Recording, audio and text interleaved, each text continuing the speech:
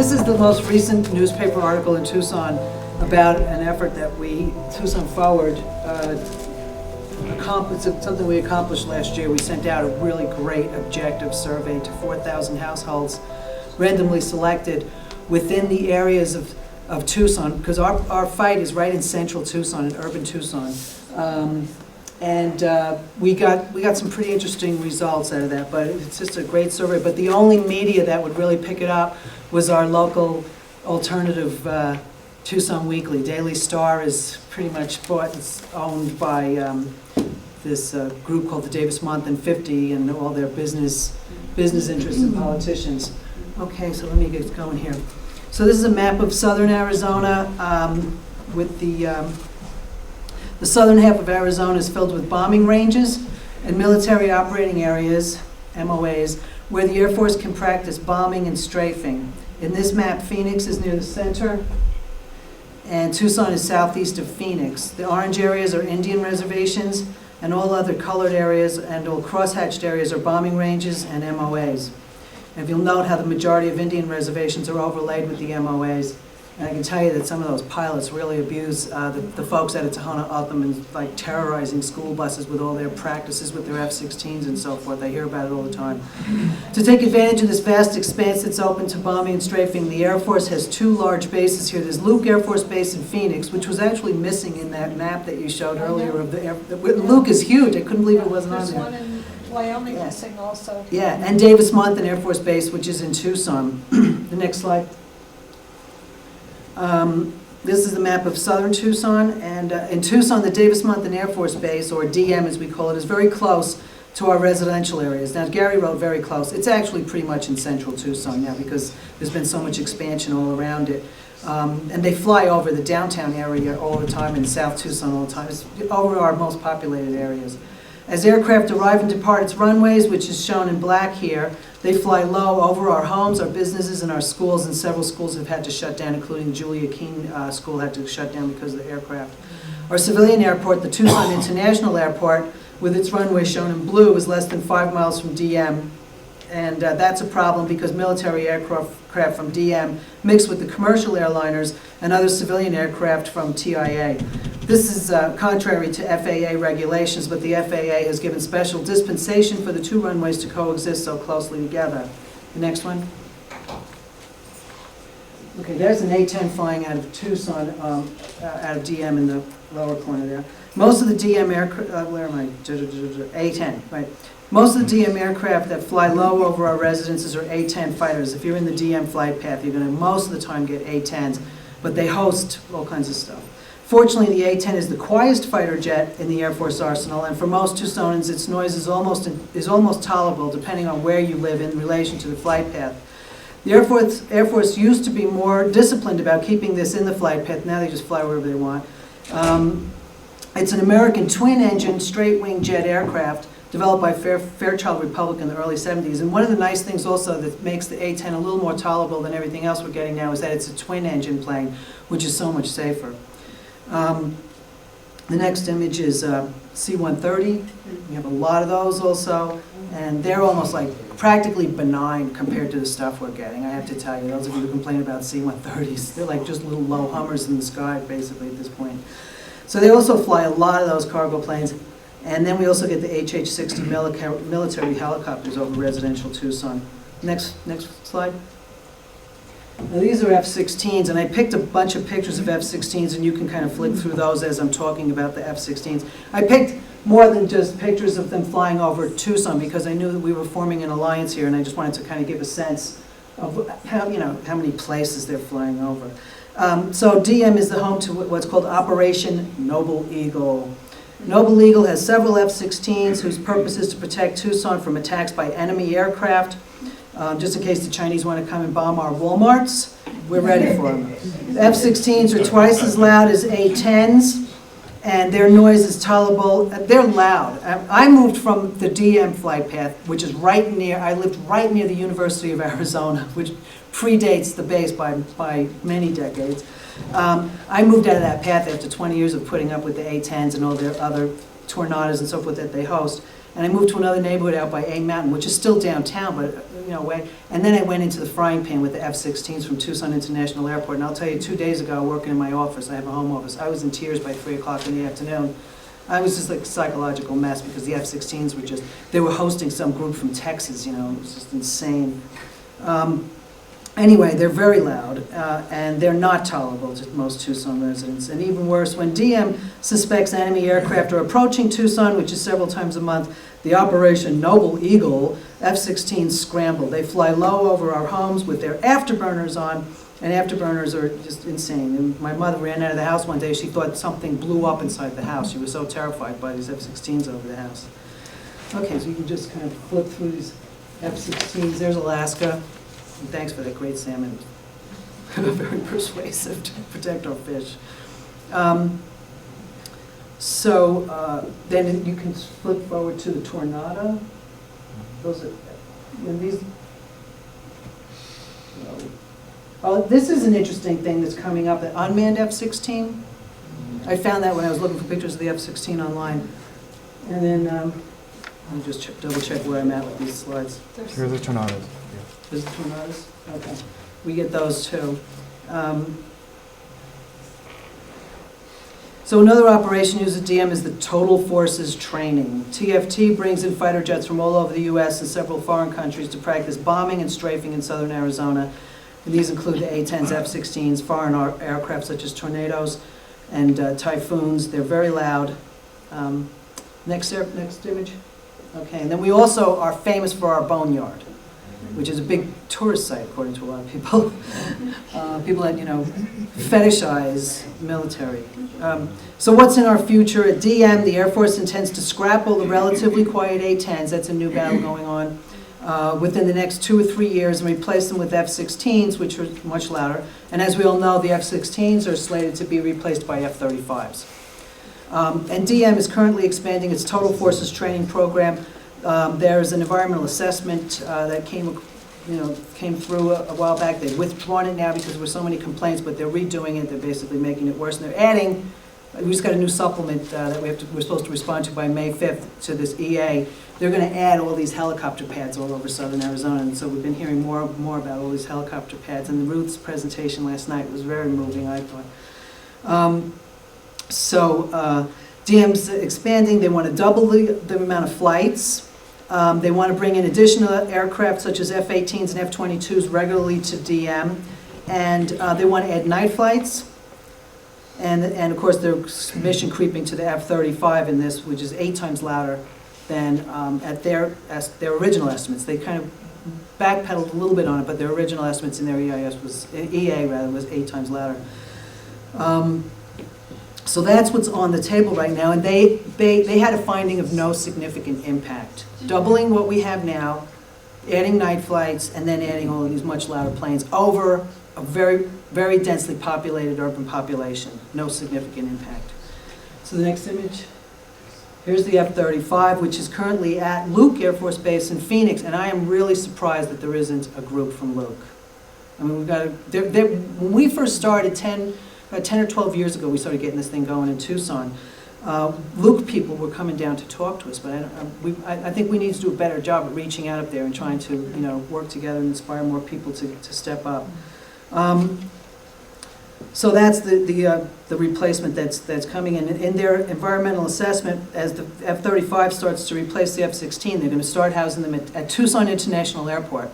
They're going to bring in, I think the lowest estimate they want to bring in is like 72 of these ultimately, and that's their first easygoing alternative.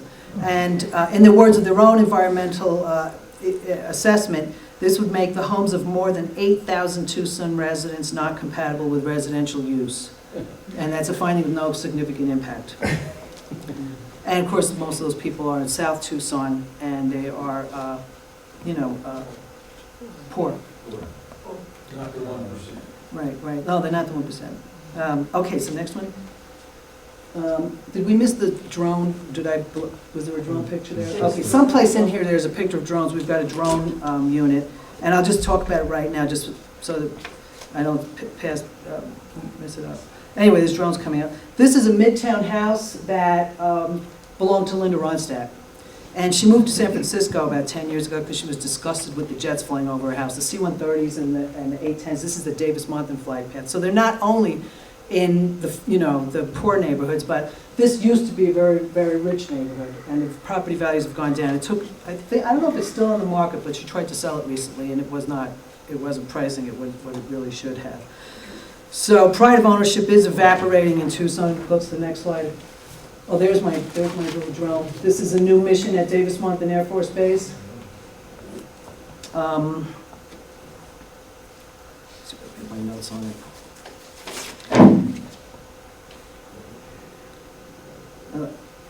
I didn't practice this, I apologize, but the drone issue down by where we are down at the border this is part of the Air National Guard a project, and I also work in criminal defense, federal criminal defense, and so we're seeing more and more of these drones being lent out, to Border Patrol and so forth. So, and I'll tell you that in almost every big drug bust that I get, Homeland Security is one of the big law enforcement agencies because they've changed our drug laws into narco-terrorism laws. And so this is how the mission creep is, that all this military stuff that we're looking at is really going to be pointed at American citizens. And it already is. I mean, some guy got busted for stealing a cow or something. The Border Patrol people borrowed a drone from one of the military agencies up in Dakota or something, and the drone saw that the guy had, stolen a cow from his neighbor or something. Did you see that story a while back? It was about a year ago. So anyway, it's this big mission creep going on. So let me see where we're at here. I should have practiced this. I said that the last time I did a PowerPoint thing. Okay, just go to the next one and see what it is. Oh, there's Lynn's house. We'll go to the next one. Let's come back. F-16s. I think, okay, there you go. This is the article.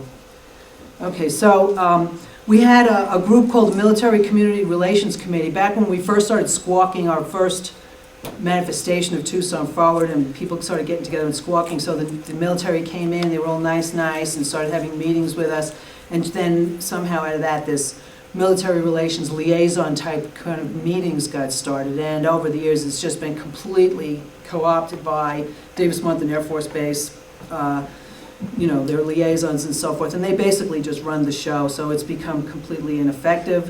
It was formally established about 7 years ago. It's supposed to bring together neighborhood associations, the business community, and the Air Force to find solutions to the problems that arise because of the friction here. And this article was published in 2009 and reports that the accomplishments of the MCRC, there's been no recommendations in 2 years, and several years since the MCRC has accomplished almost nothing. It's failed because of the consensus process that was originally agreed upon. So when any one person opposes a good idea, the whole idea fails. And the business community is a very forceful supporter of Davis-Monthan, and it's represented on the MCRC by Tucson Metro Chamber of Commerce and another group called the DM50, and another group called a new group called the Southern Arizona Defense Alliance. And so whenever neighborhood associations make a proposal to protect the livability of our homes, the business community vetoes it. So it only takes one vote to just veto any good idea that we come up with. You can go to the next one. And you can go to the next one. And these are some of the logos of the combined business interests and so forth that have all come together to support. And they're huge. I mean, our big car dealerships and big hotels, Tucson Association of Realtors, practically blacklisted Steve Kosachik, one of our council people, for even questioning, so unpatriotically even questioning anything about DM's activities. You can go to the next one. And then they're always misreporting, let's see. They're always misreporting how much money is brought in by Davis-Monthan. And I can't really go through that whole economic analysis with you right now, but tourism greatly exceeds it, but it just keeps getting kind of misrepresented to the basic public. And so the public sentiment, as somebody was mentioning, we have to win over the public sentiment, is completely, brainwashed and deluded about this. So it's a big problem. And, their logos are like, if you don't like it, move. We get the Sound of Freedom complaints all the time.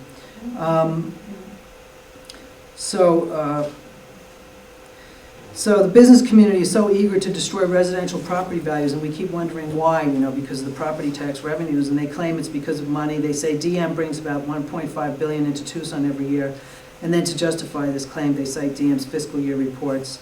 Go to the next one.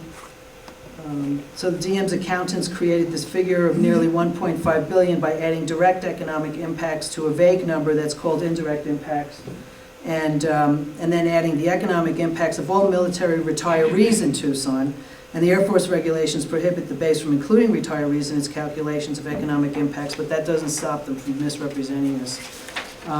The actual economic impact of DM is lower, and well, I'll skip over the details of that. So the one before that is just, you can't really see it well, but it's like, I just went in and started looking at like what are the cheapest houses in town, and went into Zillow or Trulia or something like that, and like 95% of them are all houses that are around that are impacted, closer to the base. And, I mean, it's not surprising, but the base keeps expanding, and that low impact keeps expanding outward.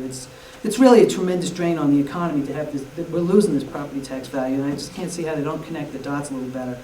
So we've got this whole ghetto house situation. Pretty much everything south of Broadway is practically blighted, and nobody seems to notice. Go ahead and go on to the next one. Noise levels, where did I put this in? This is something that the newspaper published a while ago, and it gives you another idea of some of the higher levels. I think it's kind of hard to see. You can go to the next one. And then, at the end of this thing, I started looking at, this is also like blighted areas around the Tucson International Airport. This is Tucson International Airport over here, and then this is DM over here. And it's kind of hard to see it up on here, but if this gets reproduced somehow online, if we do a website on this, you'll be able to see this slide a little bit better. And then, let's just go to the next one. Oh, this is, I just kind of popped this up here, and it doesn't show Davis-Monthan, but I know that there have been Superfund type problems around Davis-Monthan. There were lawsuits years ago where people were dying of cancer because of something that happened, what Davis-Monthan put in the water, and there was a plume down there. And that information, even in my memory, who's paying attention, the details of that is receded. And I was even in the home of one of the families that won some money, some petty amount of money in that lawsuit, and it's still even receded. It's so powerful, the media, and then how much information we do try to take in and keep up with. So I just pulled this off of Wikipedia and just grabbed some of the Arizona Superfund sites, and you can see all the Air Force-based Superfund sites just in Arizona. And it doesn't include Davis-Monthan, which I find kind of suspicious. And so the thing is, like, one of the campaign, the media campaigns that we've got going here, and I think that Alaska, Emily from Alaska really made a very powerful presentation about the environmental problems with this. We've labeled ourselves, and people around us have labeled ourselves as a noise fight. And even this headline the Tucson Weekly decided to pick, this wasn't our idea, it's noise fight, noise, as if we're all just like gentle little flowers that can't take a little noise. When in fact, it's basically an economic fight, and it's very, very much an environmental fight. We are running out of water in Tucson. I would like to know how much water is Davis-Monthan sucking out of our groundwater, and what kind of plumes are going on down there. I mean, what kind of contamination is going on. This is serious, urgent business, and I think with Tucson Forward, we need to work a lot harder on this and get more education out. Just go on to the next one.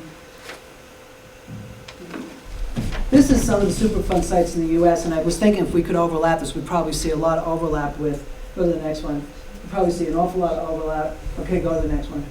Next one.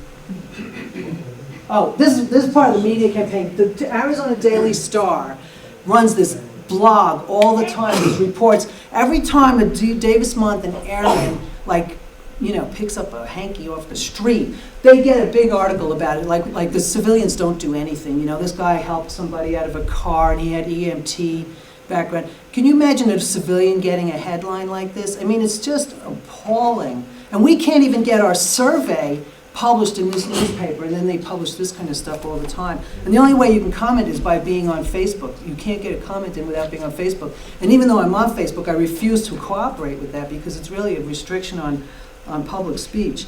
Anyway, go to the next one. We have a great local cartoonist named David Fitzsimmons. He's a good friend of mine, and he's a fabulous artist. Anyway, this is one of his cartoons about the deafening, the noise.